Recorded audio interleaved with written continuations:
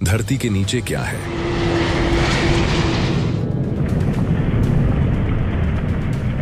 क्या आपने कभी रुककर यह सोचा है कि जिस जमीन पर हम रोज चलते हैं उसके नीचे कितनी परतें छिपी हुई हैं? अगर इंसान आज खुदाई शुरू करे सीधा नीचे बिना रुके तो रास्ते में क्या क्या मिलेगा?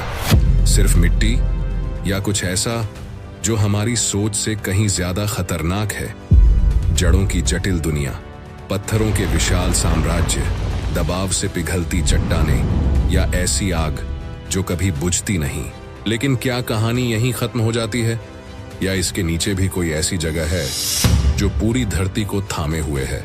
आज के इस वीडियो में हम आसान भाषा में परत दर परत इस सफर पर चलेंगे, एक ऐसी दुनिया में जहां इंसान की पहुंच नहीं सिर्फ विज्ञान के जवाब हैं। तो तैयार हो जाइए, क्योंकि ये सफर आपकी जमीन को देखने का नजरिया हमेशा के लिए बदल देगा।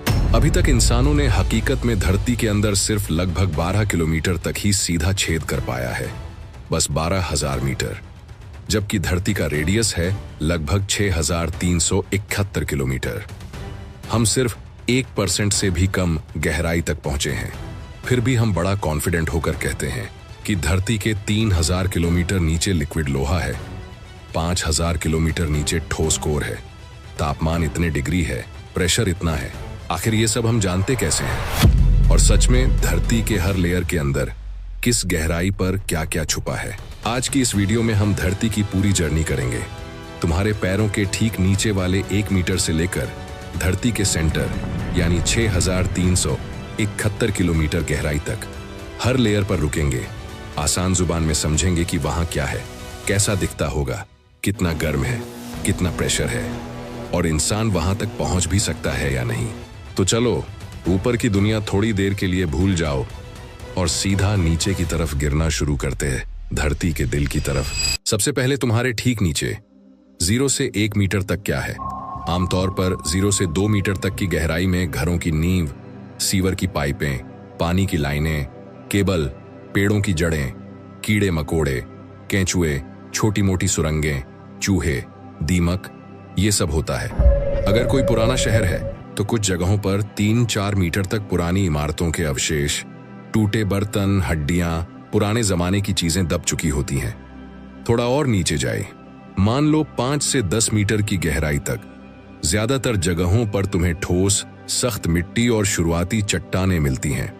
ये लेयर ज्यादातर कंस्ट्रक्शन के लिए, बेसमेंट, पार्किंग, छोटी मोटी टनल्स वगैरह के लिए इस्तेमाल होती है। अब आओ थोड़ा और नीचे चलते हैं, 10 मीटर से लेकर लगभग 100 मीटर तक। ये वो गहराई है जहां ज्यादातर ट्यूबवेल, हैंड पंप, बोरवेल, कुछ जगहों पर मेट्रो टनल, पार्किंग, बंकर वगैरह मिलते हैं। इस लेवल पर तुम्हें भूजल मिलता है, जिसे हम ग्राउंड वाटर कहते हैं। 10 से 50 मीटर, कभी कभी 100 मीटर तक चट्टानों और मिट्टी के बीच छोटे छोटे छेदों में पानी भरा होता है। यही वो पानी है जो हम घर के नल से पीते हैं, जो ट्यूबवेल से ऊपर आता है। अब इस लेयर में क्या क्या है? यहाँ अलग अलग तरह की मिट्टी और चट्टानें होती हैं। रेत, दोमट मिट्टी, चिकनी मिट्टी, फिर धीरे धीरे सख्त चट्टान जिसको हम बेडरॉक कहते हैं। बहुत पुरानी नदी की रेत, कंकड़ कंक्रीट जितनी सख्त बनी हुई परतें, इनमें फंसा हुआ पानी, कभी कभी गैस। शहरों में जमीन के नीचे 20-30 मीटर तक कई मंजिलों जितनी गहराई में metro tunnels, parking, underground station, cables, pipeline का पूरा जाल फैला होता है। लेकिन ये सब धरती की तुलना में सिर्फ खरोंच भर है। अब हम 100 मीटर से 1,000 मीटर के बीच आ जाते हैं, यानी 0.1 से 1 किलोमीटर गहराई। ये वो जगह है जहां से असली अंडरग्राउंड वर्ल्ड शुरू होती है। बहुत गहरे कोयले की खानें, कुछ सोने की खानें, tunnel, research lab, nuclear waste storage, ये सब ज्यादातर इसी रेंज में होते हैं। यहाँ तापमान बढ़ना शुरू हो जाता है। औसतन धरती के अंदर हर 1 किलोमीटर पर तापमान लगभग 25 से 30 डिग्री सेल्सियस तक बढ़ता है।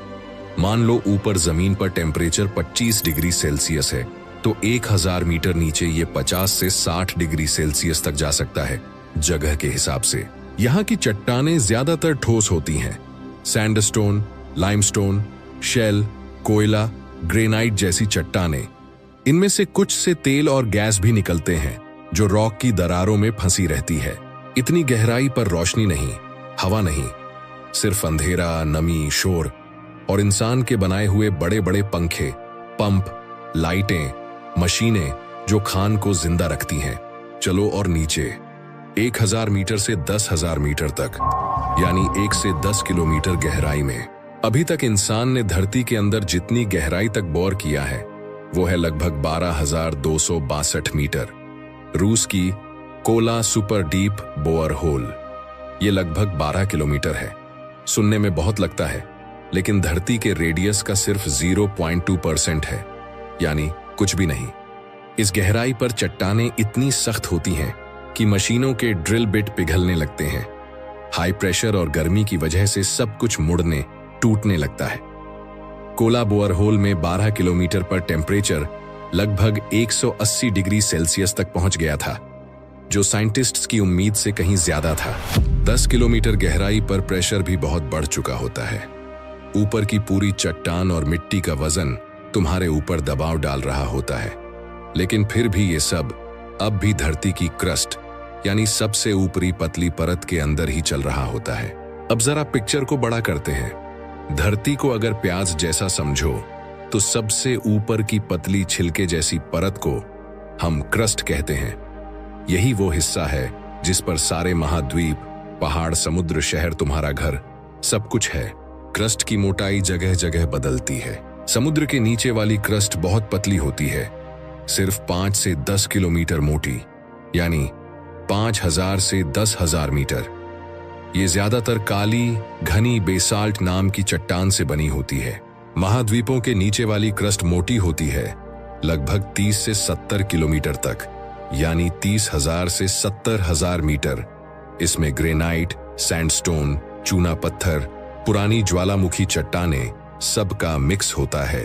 कॉन्टिनेंटल क्रस्ट का औसत मान लो 35 किलोमीटर, यानी 35,000 मीटर के आसपास है। ये पूरी की पूरी ठोस चट्टान है, लेकिन ऊपर वाली परतों में दरारें, फॉल्ट, पुरानी फिसलन वाली परतें, कोयला, तेल, गैस, पानी, सब छुपा हो सकता है। क्रस्ट के सबसे नीचे एक बहुत इंटरेस्टिंग बॉर्डर होता है, जिसे बोलते हैं मोहोरोविसिक डिस्कॉन्टिन्यूटी, शॉर्ट में मोहो। यहां से ऊपर क्रस्ट है और इसके नीचे शुरू होता है मेंटल, धरती का सबसे बड़ा हिस्सा।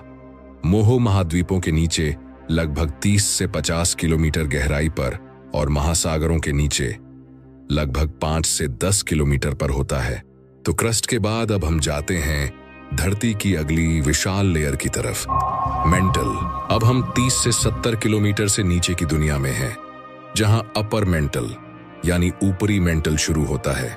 मेंटल की कुल मोटाई लगभग 2,900 किलोमीटर है, ऊपर से लेकर कोर तक। मतलब जितनी पूरी धरती की क्रस्ट है, उससे 40 से 50 गुना ज्यादा मोटा मेंटल है। मेंटल का ऊपरी हिस्सा लगभग 70 से 200 किलोमीटर तक ठोस होते हुए भी इतना कड़ा होता है कि ये क्रस्ट के साथ मिलकर लिथोस्फीयर बनाता है। ये ही हमारी टेक्टोनिक प्लेटें हैं। धरती की पूरी सतह बहुत बड़े बड़े पत्थर के टुकड़ों में बंटी हुई है, जैसे India plate, Eurasian plate, African plate, Pacific plate. ये सब लिथोस्फीयर के टुकड़े हैं जो धीरे धीरे साल में कुछ सेंटीमीटर की स्पीड से इधर उधर खिसकते रहते हैं। इनके ठीक नीचे आता है लगभग 100 से 250 किलोमीटर के बीच का हिस्सा, जिसे हम अस्थेनोस्फीयर कहते हैं। यहाँ की चट्टानें पूरी तरह पिघली हुई नहीं होती, पर इतनी गर्म और इतने प्रेशर में होती हैं कि प्लास्टिक जैसी हो जाती है, बहुत धीरे धीरे बह सकती हैं। यही वो जोन है जहां गहराई में कहीं कहीं से मैग्मा ऊपर उठता है, ज्वालामुखी बनते हैं, प्लेटें फिसलती हैं, भूकंप की शुरुआत होती है। तापमान यहाँ 1000 से 1500 डिग्री सेल्सियस तक जा सकता है और प्रेशर इतना कि वही पत्थर जो अब हम और नीचे चलते हैं 200 से 400 किलोमीटर, फिर 400 से 660 किलोमीटर गहराई तक। यह हिस्सा बेहद दिलचस्प है। इसे बोलते हैं मेंटल ट्रांजिशन जोन। खासकर 410 किलोमीटर और 660 किलोमीटर पर आता है। लगभग 410 किलोमीटर की गहराई पर चट्टान के अंदर जो मुख्य मिनरल होता है, ओलिवीन, वो इतनी प्रेशर में अपना रूप बदलता है जैसे बर्फ पिघलकर पानी बनती है। पर यहाँ फेज चेंज ठोस से दूसरे ठोस में है। उसकी क्रिस्टल स्ट्रक्चर बदल जाती है। 410 किलोमीटर से नीचे 660 किलोमीटर तक वही मटेरियल, लेकिन अलग अलग फॉर्म में रहता है। वडस्लेआइट, रिंगवुडाइट वगैरह। कई रिसर्च से पता चला है कि इस ट्रांजिशन जोन की चट्टान के अंदर के मिनरल्स में पानी के अणु फंसे हुए हो सकते हैं। कुछ साइंटिस्ट्स का मानना है कि यहाँ इतनी मात्रा में बाउंड वाटर हो सकता है जो हमारे सारे महासागरों के पानी से भी ज्यादा हो, लेकिन ये पानी वैसे नहीं है कि झील बनकर भरा हो। ये तो मिनरल्स के अंदर केमिकल रूप में फंसा होता है। 660 किलोमीटर पर मेंटल की एक और बड़ी जंप आती है। यहाँ से नीचे लोअर मेंटल शुरू होता है।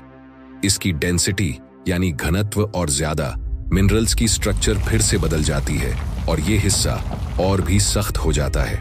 अब हम 660 किलोमीटर से लगभग 2900 किलोमीटर गहराई तक के लोअर मेंटल की दुनिया में हैं। ये धरती के वॉल्यूम का सबसे बड़ा हिस्सा है। यहाँ की चट्टानें नाम से ठोस हैं, लेकिन बहुत लंबे समय के स्केल पर ये बहती रहती हैं, जैसे गर्म शहद या धीमी आंच पर उबलता हुआ गाढ़ा हलवा। ये इतना धीरे धीरे बहता है कि हमें लगते हैं।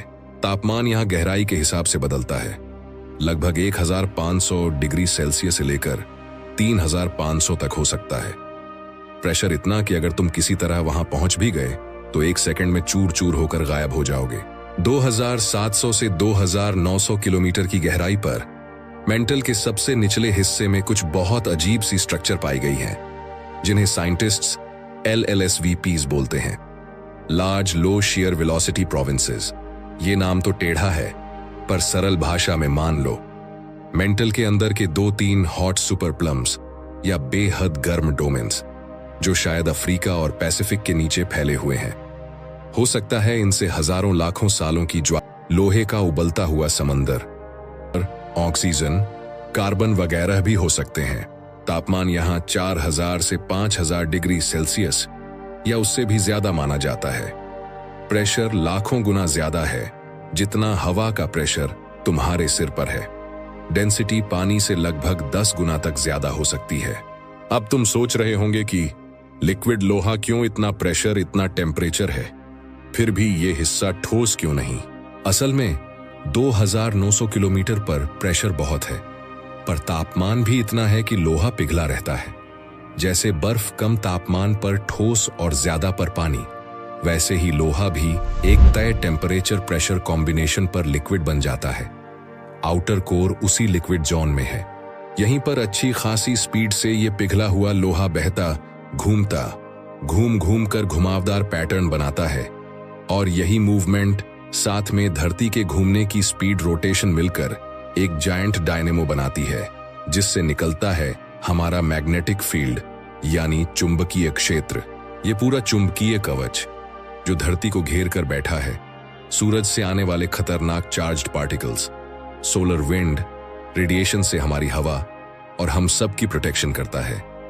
अगर आउटर कोर ना होता तो मैग्नेटिक फील्ड ना होता, और शायद हमारी धरती भी मंगल की तरह एक सूखा, बंजर, बिना घने वातावरण वाला ग्रह बन चुकी होती।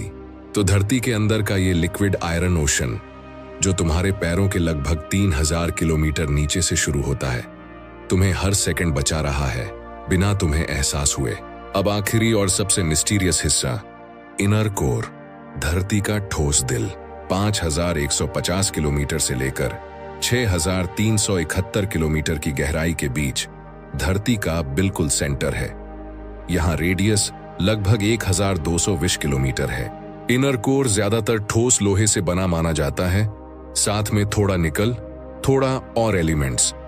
तापमान का अंदाजा 5000 से 6000 डिग्री सेल्सियस तक लगाया जाता है, मतलब लगभग सूरज की सतह जितना गर्म। फिर भी इतना गर्म होते हुए भी ये ठोस क्यों है? क्योंकि यहाँ प्रेशर इतना ज्यादा है कि एटम्स को पास पास रहने पर मजबूर कर देता है, उनको पिघलकर लिक्विड बनने की आजादी नहीं देता। तुम कल्पना भी नहीं कर सकते, यहाँ का प्रेशर धरती की सतह के वायुदाब से तकरीबन 30 से 36 लाख गुना ज्यादा माना जाता है। साइंटिस्ट्स ने यह भी पाया है कि इनर कोर शायद धरती से थोड़ा तेज घूम रहा है, सालों में थोड़ा थोड़ा एंगल आगे पीछे होता है।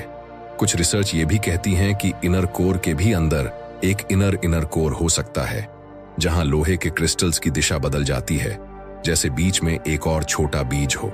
अगर तुम किसी मैजिकल स्पेस सूट में धरती के सेंटर पर पहुंच जाओ, तो चारों तरफ दमकता हुआ ठोस लोहा, लगभग सफेद पीला चमकता हुआ, चारों तरफ से आउटर कोर का लिक्विड लोहा बहता हुआ, और उसके ऊपर हजारों किलोमीटर मोटी मेंटल और क्रस्ट की चट्टान। तुम उस छोटे से ठोस लोहे के गोले के अंदर खड़े हो, जिसके गुरुत्वाकर्षण और गर्मी की वजह से पूरी धरती आज ऐसी दिखती है जैसी है। अब यहां तक आते आते तुम्हारे मन में एक बड़ा सवाल होना चाहिए, एक मिनट, इंसान तो बस 12 किलोमीटर तक गया है, ये सब 6000 किलोमीटर तक की बातें हम जान कैसे गए? इसका जवाब है भूकंप की तरंगें, साइंस और लैब के एक्सपेरिमेंट। जब कहीं भी बड़ा भूकंप आता है तो धरती के अंदर से दो तरह की मुख्य वेव्स निकलती हैं, पी वेव और एस वेव। ये तरंगें धरती के अंदर से होते हुए पूरी धरती के आर पार गुजरती हैं। अलग अलग मटेरियल से गुजरते वक्त इनकी स्पीड और दिशा बदलती है। एस वेव्स लिक्विड के अंदर नहीं जा सकती, सिर्फ ठोस में जाती हैं। पी वेव्स ठोस और लिक्विड दोनों से जा सकती हैं, पर उनकी स्पीड अलग हो जाती है। साइंटिस्ट्स ने दुनिया भर में सैकड़ों हजारों सीस्मोग्राफ लगाए हुए हैं, मशीनें जो भूकंप की तरंगें रिकॉर्ड करती हैं। जब कोई बड़ा भूकंप आता है तो इन रिकॉर्ड्स को देखकर पता चलता है कि धरती के किस हिस्से से वेव कितनी तेज और किस रास्ते से निकलकर आई। इसी डेटा को जोड़कर उन्होंने मॉडल बनाया कि कहां-कहां पर अचानक वेव की स्पीड बदलती है। जहां स्पीड में बड़ा जंप आता है, वहां मान लिया जाता है कि मटेरियल की नेचर बदल गई, जैसे क्रस्ट से मेंटल, मेंटल से आउटर कोर, आउटर कोर से इनर कोर। फिर लैब में अत्यधिक प्रेशर और टेम्परेचर पर छोटे छोटे रॉक्स, मिनरल्स, लोहे के पीस पर प्रयोग किए जाते हैं। देखा जाता है किस हालात में कौन सा मिनरल किस तरह से बिहेव करता है, उसकी डेंसिटी, स्पीड, मेल्टिंग पॉइंट क्या क्या है।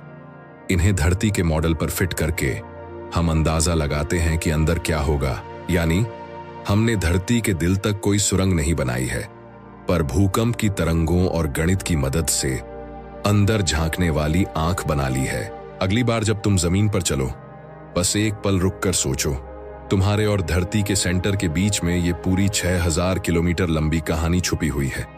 ऊपर सिर्फ कुछ 100 मीटर तक इंसानी मेहनत और शोर, और उसके नीचे करोड़ों सालों से चलती हुई चुप गरम विशाल मशीनरी, जो तुम्हें, मुझे, हम सबको जिंदा रख रही है। अगर तुम्हें ये धरती के अंदर की ये ट्रिप पसंद आई हो और तुम्हें लगा हो कि अब सच में समझ आया कि धरती के नीचे क्या है, तो कमेंट में जरूर लिखना कि अगली बार हम किस टॉपिक पर ऐसी डीप डाइव करें। ब्लैक होल के अंदर क्या होता है, या फिर ब्रह्मांड की आखिरी सीमा कहां है।